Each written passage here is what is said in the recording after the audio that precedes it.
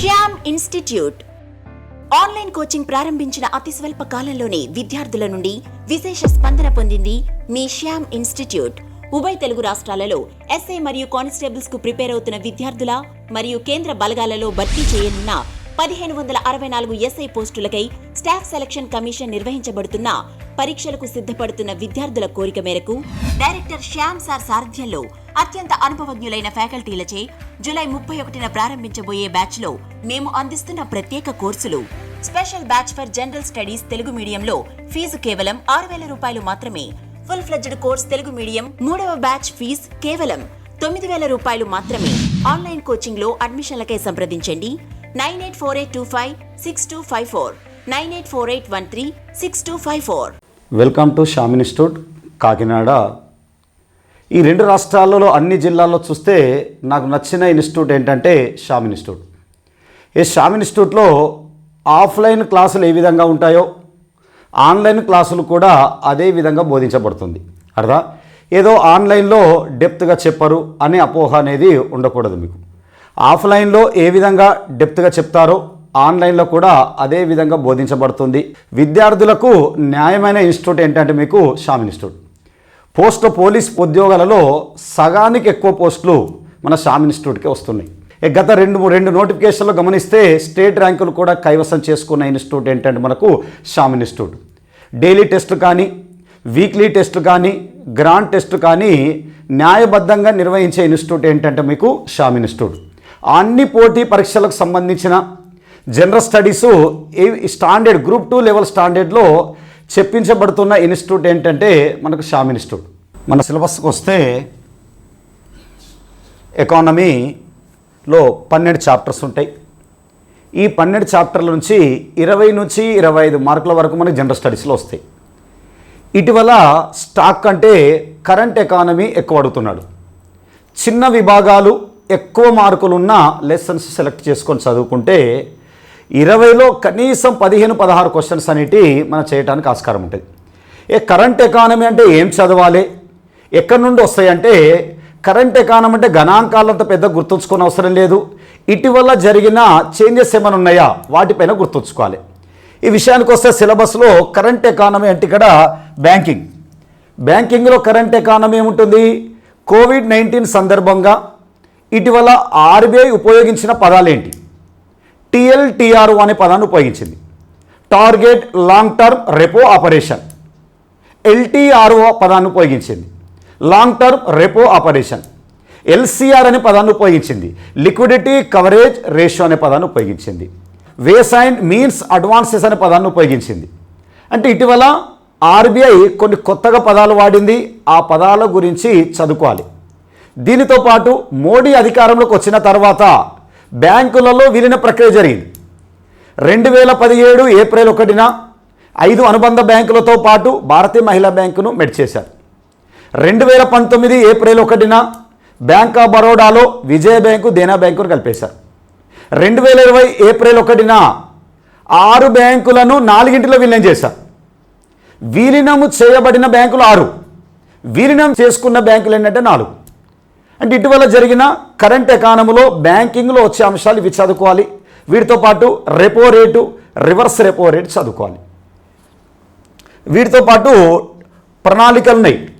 ప్రణాళికలలో current ఎకానమీలో నీతి Aayog focus చేయాలి.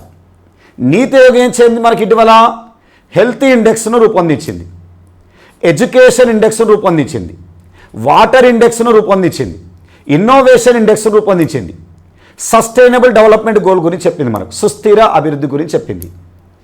నీతి ఆయోగ్ ఎన్ని అంశాలను అధ్యయనం చేయడానికి ఉపసంఘాలు ఏర్పాటు చేశారంటాడు, ఎన్ని అంశాలను అధ్యయనం చేయడానికి టాస్క్ ఫోర్స్ను నియమించారంటాడు. నీతి ఆయోగ్ను థింక్ ట్యాంక్ అని ఎందుకు పిలుస్తారంటాడు. 2019-20లో జీడిపి వృద్ధి రేటు ఎంత, 2020-21లో జీడిపి వృద్ధి రేటును ఎంత అంచనా వేశారు, IMF ప్రకారం ఎంత అంచనా వేశారు, వరల్డ్ బ్యాంక్ ప్రకారం ఎంత అంచనా వేశారు, ఐక్యరాజ్య సమితి ప్రకారం ఎంత అంచనా వేశారు. ఇటువంటి కరెంట్ ఎకానమీలో ఇవి చదువుకోవాలి. ఇది ప్రణాళిక లెసన్కి వస్తే. పన్నుల వ్యవస్థకు వస్తే ట్యాక్సెస్. ఇటీవల మనకు బడ్జెట్ ప్రవేశపెట్టారు. బడ్జెట్లో ఏమైనా ట్యాక్సెస్ రద్దు చేశారా, కొత్త ఏమైనా ట్యాక్సెస్ తీసుకొచ్చారా? 2020-21 బడ్జెట్లో డివిడెంట్ డిస్ట్రిబ్యూషన్ ట్యాక్స్ను రద్దు చేశారు. గతంలో 2015-16లో సంపద పన్నును రద్దు చేసినట్లు ఇక డివిడెంట్ డిస్ట్రిబ్యూషన్ ట్యాక్స్ రద్దు చేశారు. అదే డివిడెంట్ డిస్ట్రిబ్యూషన్ ట్యాక్స్ అంటే ఏంది, వాళ్ళు ఎంత చెల్లించాలి, కొత్త ఒక ట్యాక్స్ తీసుకొచ్చారు. ఈ కామర్స్ లావాదేవీలపైన 1% పన్ను విధించబోతున్నట్టు. కొత్తగా ఏర్పాటు చేసిన తయారీ రంగ పరిశ్రమలపైన 15% కార్పొరేట్ పన్నును 15కు తగ్గించబోతున్నామన్నారు. ఇది ఇండియన్ ట్యాక్సెస్లో మనకు వచ్చే అంశాలలో మనకి ట్యాక్సెస్ వచ్చేది ఇవి. వీటితో పాటు జిఎస్టీ చదువుకోవాలి. జిఎస్టీతో పాటు ఫినాన్స్ కమిషన్ 15వ ఆర్థిక సంఘం విభిన్న కులమానాలు సూచించింది. ఈ విభిన్న కులమానాల కారణంగా 20 రాష్ట్రాలకు వెయిటేజ్ పెరుగుతుంది, 8 రాష్ట్రాలకు వెయిటేజ్ అనేది మనకు తగ్గుతుంది. వెయిటేజ్ తగ్గుతున్న రాష్ట్రాలేంటి, వెయిటేజ్ పెరుగుతున్న రాష్ట్రాలేంటి, 15వ ఆర్థిక సంఘం రాష్ట్రాలకు ఎంత వాటాలు ఇవ్వన్నది, ఇన్కమ్ డిస్టెన్స్కు ఎంత వెయిటేజ్ ఇచ్చారు, పాపులేషన్కి ఎంత వెయిటేజ్ ఇచ్చారు, అటవీ విస్తీర్ణానికి ఎంత వెయిటేజ్ ఇచ్చారు, భౌగోళిక విస్తీర్ణానికి ఎంత వెయిటేజ్ ఇచ్చారు అంటే 15th ఫైనాన్స్ కమిషన్ గురించి చదువుకోవాలి. జిఎస్టీ గురించి ఏం చదువుకుంటారే, జిఎస్టీ వలన లబ్ధి పొందుతున్న జిఎస్టీ మన 2019 డిసెంబర్ చివరి నాటికి జిఎస్టీ వసూళ్లు ఎంత అని అడగవచ్చు. ఐజిఎస్టీ అంటే ఏంది, సిజిఎస్టీ అంటే ఏంది అడగవచ్చు. జిఎస్టీ పరిధిలోకి రాని వస్తువులు ఇంకేమైనా ఉన్నాయా, ఇది మనకు ఇండియన్ ట్యాక్సెస్లో చదువుకోవాల్సిన అంశాలు. అదేవిధంగా బడ్జెట్లో మనకు ఎటువంటి అంశాలు అడుగుతున్నాడంటే 2020-21 బడ్జెట్తో పాటు ఎకనామిక్ సర్వే చదువుకోవాలి. బడ్జెట్కు ఆర్థిక సర్వేకు తేడా ఏంటి అంటాడు. బడ్జెట్ ఏం చెప్తుంది, ప్రస్తుత ప్రభుత్వము రాబోయే సంవత్సరంలో ఏమీ చేయబోతున్నామో తెలియచేసేది బడ్జెట్. ఆర్థిక సర్వే ఏం చెప్తుంది, ప్రస్తుత ప్రభుత్వము ఏమి చేశామని తెలియచేసేది ఎకనామిక్ సర్వే. గత సంవత్సరం గురించి తెలియచేసేది ఎకనామిక్ సర్వే. 1964 నుండి బడ్జెట్కు ఒక రోజు ముందు ఎకనామిక్ సర్వే ప్రవేశపెడుతున్నారు. గతంలో బడ్జెట్లో అంతర్భాగంగానే ప్రవేశపెట్టేవారు. ఈ 2020-21లో ముఖ్యమైన అంశాలు హైలైట్ చదువుకోవాలి. కిసాన్ రైల్ అంటే ఏంది, కృషి ఉడాన్ అంటే ఏంది, వివాద్ సే విశ్వాస్ అనే స్కీమ్ అంటే ఏంటి, అంటే కొత్తగా వచ్చిన స్కీమ్స్ గురించి మనకు దీంట్లో డిస్కస్ చేసుకోవాలి. మనకు ఈ కామర్స్ లావాదేవీలు అంటే ఏంటి అంటే ఇటీవల వచ్చిన స్కీమ్స్, మన కొత్త స్కీమ్స్, విలేజ్ స్టోరేజ్ స్కీమ్ అన్నారు. రూపాయి రాక ఎంత ఉంది, రూపాయి పోక ఎంత ఉంది, బడ్జెట్లో ఏ పథకానికి ఎన్ని కోట్లు కేటాయించారు, రెవెన్యూ లోటు కోశా లోటు ఎంత ఉంది, దీన్ని తగ్గించడానికి fiscal responsibility budget management act చాలా ఇంపార్టెంట్. FRBMA చట్టం ప్రధాన ఉద్దేశం అంటాడు ప్రభుత్వాలపైన ద్రవ్యపరమైన క్రమశిక్షణ కోసము 2003లో FRBMA చట్టాన్ని మనకు రూపొందించారు. ఇండస్ట్రీ సెక్టర్లో FDIల గురించి చదువుకోవాలి. ఇటీవల FDIలో సవరణ జరిగింది. భారతదేశం సరిహద్దుల చుట్టూన్న ఏ దేశాలు కానీ భారతదేశంలోకి వచ్చి పెట్టుబడులు పెట్టాలంటే ప్రభుత్వ మార్గంలోనే మనకు పెట్టుబడి పెట్టాలి. ఏ రంగంలో ఎంతవరకు విదేశీ పెట్టుబడులు అనుమతిస్తున్నారు, 100% FDIలు అనుమతిస్తున్నాయి ఏంటి, 49% అనుమతిస్తున్నాయి ఏంటి, FDIలను నిషేధిస్తున్న రంగాలు ఏంటి. FDIలు 3 రకాలు వస్తాయి, వాటి గురించి చదువుకోవాలి. గ్రీన్ ఫీల్డ్ ఇన్వెస్ట్మెంట్ అంటే ఏంది, విలీన కొనుగోలు పెట్టుబడులు అంటే ఏంది, భాగస్వామ్య పెట్టుబడులు అంటే ఏంది. FDIలు 2 మార్గాల్లో ప్రవేశిస్తాయి. ఒకటి ఆటోమేటిక్ రూట్ అని, గవర్నమెంట్ రూట్ అని. గవర్నమెంట్ రూట్ అంటే ఎవరు అనుమతి తీసుకోవాలి, RBI అనుమతి తీసుకోవాలి, కేంద్ర ప్రభుత్వ అనుమతి తీసుకోవాలి. వీటితో పాటు మహారత్నాలు, నవరత్నాలు, మినీ రత్నాలు. ఇటీవల కేంద్ర ప్రభుత్వ రంగ సంస్థలో డిజిన్వెస్ట్మెంట్ చేశారు. BPCLలో ఎంతవరకు డిజిన్వెస్ట్మెంట్ చేశారు అంటుంది. షిప్పింగ్ కార్పొరేషన్ ఆఫ్ ఇండియాలో ఎంతవరకు డిజిన్వెస్ట్మెంట్ చేశారంటారు. కంటైనర్ కార్పొరేషన్ ఆఫ్ ఇండియాలో ఎంత డిజిన్వెస్ట్మెంట్ చేశారంటారు. తెహ్రీ హైడ్రో కార్పొరేషన్లో ఎంత డిజిన్వెస్ట్మెంట్ చేశారంటారు. నార్త్ ఈస్టర్న్ పవర్ కార్పొరేషన్లో ఎంతవరకు డిజిన్వెస్ట్మెంట్ చేశారంటారు. 2020-21లో డిజిన్వెస్ట్మెంట్ యొక్క టార్గెట్ ఎంత, డిజిన్వెస్ట్మెంట్ను అధ్యయనం చేయడానికి రంగరాజన్ కమిటీని ఇప్పుడు ఏర్పాటు చేశారు. డిజిన్వెస్ట్మెంట్ను వేగవంతం చేయడానికి డిజిన్వెస్ట్ కమిషన్ ఇప్పుడు ఏర్పాటు చేశారు. డిజిన్వెస్ట్మెంట్ ద్వారా వచ్చిన ఆదాయాన్ని దేంట్లో జమ చేస్తారు, 75% దేనిపైన ఖర్చు పెడతారు, 25% దేనిపైన ఖర్చు పెడతారు. అగ్రికల్చర్లో కమతాల గురించి చదువుకోవాలి, భూ సంస్కరణ గురించి చదువుకోవాలి, వ్యవసాయ ఉత్పత్తుల ధరల విధానం గురించి చదువుకోవాలి. ద్రవ్యం విషయానికి వస్తే చీప్ మనీ అంటే ఏంది, డియర్ మనీ అంటే ఏంది, హాట్ మనీ అంటే ఏంది, ఫియట్ మనీ అంటే ఏంది, హెలికాప్టర్ మనీ అంటే ఏంటి, కాల్ మనీ అంటే ఏంటి, బ్యాంక్ మనీ అంటే ఏంటి, బ్రాడ్ మనీ అంటే ఏంటి, న్యారో మనీ అంటే ఏంటి. ద్రవ్యోల్బణంలోకి వస్తే ద్రవ్యోల్బణ కాలంలో బ్యాంకు రేటును డాష్, ద్రవ్యోల్బణ కాలంలో సిఆర్ఆర్ను డాష్. ఈ జనరల్ స్టడీస్లో మనకు ఎటువంటి క్వశ్చన్స్ అనేటి అడుగుతున్నాడంటే, జనరల్ స్టడీస్లో ఈ స్టాండర్డ్లో క్వశ్చన్ అడుగుతుండు.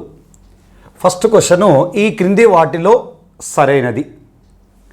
దాంట్లో నెంబర్ 1, ఆశించిన వృద్ధి రేటు కంటే సాధించిన వృద్ధి రేట్లు ఎక్కువ సాధించిన ప్రణాళికలను ఇచ్చాడు. 1, 5, 6, 7, 8. ఇది మనకు కరెక్టా లేదా అనుకుంటే మనకు 1 నుంచి 12 ప్రణాళికల వరకు వృద్ధి రేటు తెలవాలి మనకు. మొదటి ప్రణాళిక ఆశించిన వృద్ధి రేటు 2.1, సాధించింది 3.6. 5వ ప్రణాళిక ఆశించిన వృద్ధి రేటు 4.4, సాధించింది 4.8. 6వ ప్రణాళిక ఆశించిన వృద్ధి రేటు 5.2, సాధించింది 5.7. 7వ ప్రణాళిక ఆశించిన వృద్ధి రేటు 5%, సాధించింది 6%. 8వ ప్రణాళిక ఆశించిన వృద్ధి రేటు 5.6, సాధించింది 6.8. అంటే 1, 5, 6, 7, 8 కూడా ఆశించిన వృద్ధి రేటు కన్నా సాధించిన వృద్ధి రేటులు ఎక్కువ నమోదు చేసినాయి. అంటే విజయవంతమైన ప్రణాళికలుగా భావించవచ్చు. అత్యంత విజయవంతమైన ప్రణాళిక అంటే మళ్ళీ 8వ ప్రణాళికను అత్యంత విజయవంతమైన ప్రణాళికగా పేర్కొనవచ్చు.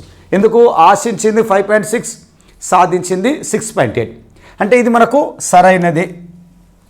రెండోది 5% వృద్ధి రేటు అధిగమించిన మొదటి ప్రణాళిక 6వ ప్రణాళిక అన్నాడు.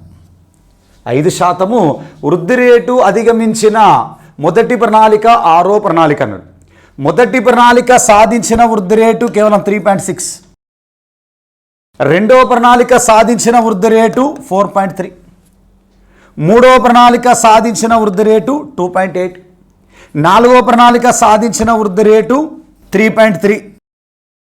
5వ ప్రణాళిక సాధించిన వృద్ధి రేటు 4.8. 6వ ప్రణాళిక సాధించిన వృద్ధి రేటు 5.7. అంటే తొలిసారిగా 5% వృద్ధి రేటును అధిగమించిన మొదటి ప్రణాళిక ఏంటంటే 6వ ప్రణాళిక. ఇది కూడా మనకు కరెక్టే. నెక్స్ట్ మూడోది త్రిముఖ ప్రణాళిక, శక్తి ప్రణాళిక అని దేన్ని పిలుస్తారు అన్నాడు. 7వ ప్రణాళికని పిలుస్తారు. త్రిముఖ ప్రణాళిక, శక్తి ప్రణాళిక అన్నాడు. ఎందుకు త్రిముఖ ప్రణాళిక అని పిలుస్తారంటే దీన్ని 7వ ప్రణాళిక యొక్క ప్రాధాన్యత అంశం ఆహారము, పని, ఉత్పాదకత, ఫుడ్, వర్క్, ప్రొడక్టివిటీ అనే 3 అంశాలకు ప్రాధాన్యత ఇవ్వటం వలన దాన్ని త్రిముఖ ప్రణాళిక అని పిలుస్తాం. శక్తి ప్రణాళికని ఎందుకు పిలుస్తాం? అంచనా వ్యయంలో శక్తికి 31% నిధులు కేటాయించారు. వాస్తవ వ్యయం వచ్చేసరికి 28.1% ఖర్చు పెట్టారు. కావున దీన్ని అంచనా వ్యయంలో శక్తికి ఎక్కువ నిధులు కేటాయించడం దృష్ట్యా దీన్ని ఏమని పిలుస్తామంటే శక్తి ప్రణాళిక అనవచ్చు.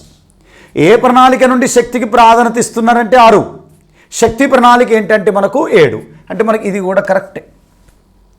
ఐదోది 5వ ప్రణాళిక నిర్ణయించిన కాలం 1974 ఏప్రిల్ 1 నుండి 1979 మార్చ్ 31. అంటే ఇది కరెక్ట్. అమలులో ఉన్న కాలం 1974 ఏప్రిల్ 1 నుండి 1978 మార్చ్ 31. ఇది కూడా కరెక్ట్. కావున 5వ ప్రణాళికను నిర్ణయించిన కాలం కన్నా 1 సంవత్సరము ముందుగా ముగిసిన ప్రణాళిక అని పిలుస్తారంట. 5వ ప్రణాళిక నిర్ణయించిన కాలము ఇందిరాగాంధీ 74 ఏప్రిల్ 1 నుండి 79 మార్చి 31 వరకు.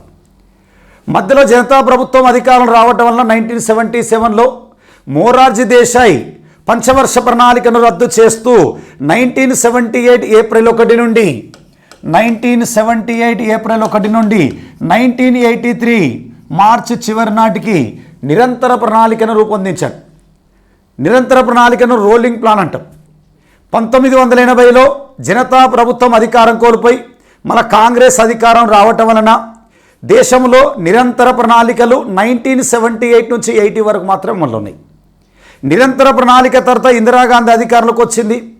6వ ప్రణాళికని 80 నుంచి 85 వరకు రూపొందించింది. అందుకే నిర్ణయించిన కాలం కన్నా 1 సంవత్సరము ముందుగా ముగిసిన ప్రణాళిక ఏంటంటే మనకు 5వ ప్రణాళికను నిర్ణయించిన కాలం కన్నా 1 సంవత్సరం ముందుగా ముగిసిన ప్రణాళిక అనొచ్చు. అంటే ఇక్కడ గుర్తుంచుకోవాల్సినవి 5వ ప్రణాళిక నిర్ణయించిన కాలం ఇది 74 నుండి 79, అమలులో ఉన్న కాలము 74 నుండి 78, నిరంతర ప్రణాళికల అమల్లో ఉన్న కాలము 78 నుంచి 83 నిర్ణయించారు. అమల్లో ఉన్నది 78 నుంచి 80 వరకు. 6వ ప్రణాళిక 1980 నుంచి 85 వరకు అని గుర్తుంచుకోవాలి. అంటే మనకి ఇది కూడా కరెక్ట్.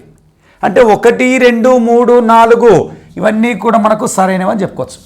నెక్స్ట్ క్వశ్చన్, ఈ క్రింది వాటిలో సరైనది WMA ways and means advances అంటే ఒకటోది మనకు కరెక్టే. వేస్ అండ్ మీన్స్ అడ్వాన్సెస్ అంటే కేంద్ర ప్రభుత్వం కానీ రాష్ట్ర ప్రభుత్వం కానీ RBI వద్ద తాత్కాలిక రుణాలు తీసుకోవచ్చు. తాత్కాలిక రుణాలు అంటే స్వల్పకాలిక రుణాలు. ఇది ఎప్పటి నుండి అమల్లోకి వచ్చింది? 1997 ఏప్రిల్ 1 నుండి అమల్లోకి వచ్చింది. కేంద్ర ప్రభుత్వము రాష్ట్ర ప్రభుత్వము RBI వద్ద అప్పు తీసుకోవచ్చు. ఆ తీసుకున్న అప్పును 90 రోజుల లోపు చెల్లించాలి. COVID-19 కారణంగా ఆర్థిక వ్యవస్థను స్పీడప్ చేయటానికి వేస్ అండ్ మీన్స్ అడ్వాన్సెస్ కింద రాష్ట్ర ప్రభుత్వాలు 60% అదనముగా మనకు తీసుకోవచ్చు. ఎంతైతే రుణాలు తీసుకుంటున్నారో ఎలిజిబిలిటీ ప్రకారం రుణాలపైన రెపో రేటు ఆధారంగా వడ్డీ రేటు చెల్లించాలి. ఎగ్జాంపుల్, ఏపీ ప్రభుత్వానికి ఎలిజిబిలిటీ ఏంటంటే 100 కోట్లు అనుకోండి. దీనిపైన ఇంట్రెస్ట్ రేటు రెపో రేటు ఆధారంగా చెల్లిస్తారు. ఇప్పుడు కోవిడ్ వ్యాప్తి కారణంగా రాష్ట్ర ప్రభుత్వాలు అదనముగా 60% తీసుకోవచ్చు అన్నారు. అంటే దీనికి 60 కోట్లు అదనముగా ఇస్తున్నారు. అదనముగా తీసుకున్న దానిపైన ఆ రెపో రేటుకు 2% అదనముగా చెల్లించాలి. ఇది ఆర్థిక వ్యవస్థను స్పీడప్ చేయడానికి వేస్ అండ్ మీన్స్ అడ్వాన్సెస్ కింద రాష్ట్ర ప్రభుత్వము అదనముగా 60% రుణాలు తీసుకోవచ్చని RBI పేర్కొనడం జరిగింది. ఇది వేస్ and means advances. Second, LTRO అన్నాడు, long term repo operation. Repo rate అంటేనే వాణిజ్య బ్యాంకులు RBI వద్ద తీసుకునే స్వల్పకాలిక రుణాలపై చెల్లించే వడ్డీ రేటుని ఏమంటామంటే రెపో రేట్ అంటాం. రెపో రేటు షార్ట్ టర్మ్, ఇక్కడ షార్ట్ టర్మ్ కాదు, లాంగ్ టర్మ్లో రుణాలు ఇస్తామంటది RBI. RBI బ్యాంకులకు చెప్తుంది మేము లాంగ్ టర్మ్లో రుణాలు ఇస్తాం. షార్ట్ టర్మ్ అంటే 2 వారాల లోపు చెల్లించాలి. లాంగ్ టర్మ్ అంటే సంవత్సరము, 2 సంవత్సరాలు, 3 సంవత్సరాలు. అప్పుడు RBI ఏం చెప్తుంది? మేము లాంగ్ టర్మ్లో రుణాలు ఇస్తాం, తక్కువ వడ్డీకి రుణాలు ఇస్తాం, మార్కెట్లో రుణాలు ఇవ్వండి, ఎకానమీని స్పీడప్ చేయండి అని షార్ట్ టర్మ్ స్థానంలో లాంగ్ టర్మ్ రుణాలు ఇస్తుంది. ఆర్థిక వ్యవస్థ స్లో డౌన్ అయింది కాబట్టి దాన్ని స్పీడప్ చేయటానికి బ్యాంకులకు దీర్ఘకాలిక రుణాలు RBI ఇస్తుంది. అది స్వల్పకాలిక, అది తక్కువ వడ్డీ రేటుకే ఇస్తుంది. దీన్ని మార్కెట్లోకి పంపు చేయటానికి మనకు RBI ఇటీవల ఉపయోగించిన పదం ఏంటంటే LTRO. ఇంకోటి ఏమన్నా TLTRO అన్నాడు, targeted long term repo operation. దీర్ఘకాలిక రుణాలు తక్కువ వడ్డీకే ఇస్తాం, కానీ ఎవరికి రుణాలు ఇవ్వాలనేది RBI టార్గెట్ చేసి చెప్తుంది. మంచి ఖాతాదారుల రుణాలు ఇవ్వండి, మంచి మంచి కంపెనీలలో పెట్టుబడి రుణాలు ఇవ్వండి అని టార్గెట్ చేసి ఎవరు చెప్తారంటే RBI. అందుకే targeted long term repo operation అండి. LTRO కరెక్టే, TLTRO కూడా కరెక్టే. ఇంకోటి LCR అన్నాడు, liquidity coverage ratio. Liquidity coverage ratio అంటే ప్రతి బ్యాంకు 30 రోజుల సరిపడా క్యాష్ను తమ దగ్గర ఉంచుకోవాలి. బ్యాంకులు దివాలా తీయకుండా ఉండటానికి ప్రతి బ్యాంకు 30 రోజులకు సరిపడా డబ్బు బ్యాంకు తమ దగ్గర ఉంచుకోవాలి. LCRను కోవిడ్ వ్యాప్తి కారణంగా 100% నుంచి ఎంతకు తగ్గించారంటే 80% తగ్గించారు.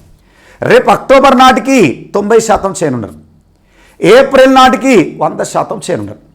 ఈ 100% అనేది లిక్విడిటీ రూపంలో ఉంచుకోవాలి, క్యాష్ రూపంలో. లిక్విడిటీ అంటే ఏంది? ఎటువంటి జాప్యం లేకుండా సులభంగా మార్చుకోవటానికి అవకాశం ఉన్న వాటిని ద్రవ్యత్వం అంటాం. 100% ద్రవ్యానికే అధిక ద్రవ్యత్వం ఉంటుంది. 100% ద్రవ్యానికి అధిక ద్రవ్యత్వం ఉంటుంది. కరెన్సీ నోట్లకే, బంగారము, వెండి మొదలైన వాటికి అధిక ద్రవ్యత్వం అనేది ఉండదు. 100% ద్రవ్యానికే అధిక ద్రవ్యత్వం ఉంటుంది. అందుకే హై క్వాలిటీ లిక్విడిటీ అసెట్స్ రూపంలో ఉంచుకోవాలన్నది. హై క్వాలిటీ లిక్విడిటీ అసెట్స్ రూపంలో ఉంచుకోవాలని ఈ పదాన్ని కూడా మనకు RBI ఉపయోగించింది. అంటే ఇటువంటి అంశాల నుంచి గ్రూప్ 2 స్టాండర్డ్లో మన క్వశ్చన్ అడుగుతున్నాడు కాబట్టి మంచి ఇన్స్టిట్యూట్ అనేది మనకు మీరు సెలెక్ట్ చేసుకోవాలి. శ్యామ్ ఇన్స్టిట్యూట్ ఆన్లైన్ అవకాశాన్ని అందరూ సద్వినియోగంగా ఉపయోగించుకోవాలని ఆశిస్తున్నాను.